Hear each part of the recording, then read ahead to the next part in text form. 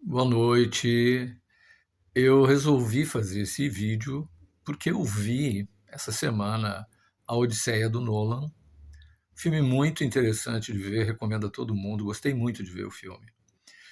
E eu tinha pensado antes de ver em vir aqui fazer alguns comentários sobre o filme, que seria até uma coisa simples de fazer, mas não é nada simples. Uma coisa é a Odisseia do Nolan, outra coisa muito diferente é a Odisseia do Homero. Mas não tem problema nenhum. A Odisseia do Nolan é uma obra artística por si mesma que deve ser vista e fala para nós no século XXI. Homero é uma outra coisa completamente diferente e provavelmente o público contemporâneo não simpatizaria nada com o Odisseu. E a Odisseia do Nolan termina de uma maneira que não é a maneira que termina a Odisseia de Homero. É, apesar de na Odisseia de Homero haver referências a esse exílio, mas não está nada explicado o porquê esse exílio. E a explicação está dentro do episódio do Ciclope, que não é contado da maneira como Homero contou e principalmente não aparece a parte mais importante do episódio com o Polifemo, o Ciclope, que é a maldição que ele lança sobre Odisseu. Não está também contada a artimanha do Odisseu em se apresentar com o nome de Utis, que é ninguém. Isso tudo muito complicado de explicar rapidinho aqui, mas também existem diferenças enormes entre as duas obras. É claro que na Odisseia do Nolan existem elementos do mito de Odisseu, sobre o qual o próprio Homero também é, criou uma obra poética, né? Ele não escreveu nenhum livro, como muitas vezes se fala por aí.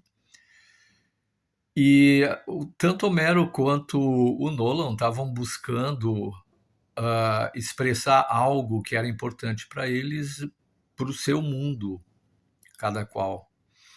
E o Nolan faz um bom trabalho, na minha opinião. Ele utiliza a obra do Homero como ponto de partida. Homero, por exemplo, tem muitas coisas, não vou conseguir falar tudo aqui. Homero, por exemplo, ele suaviza muito a imagem do Odisseu. A Odisseia abre com um concílio dos deuses, e os deuses, assim, dizendo, principalmente a deusa Atena, que é a defensora, né, de Odisseu, elogiando muito Odisseu, que ele não merece estar ali nessa situação. Tanto tempo, todos voltaram menos Odisseu, e ela elogia, não é?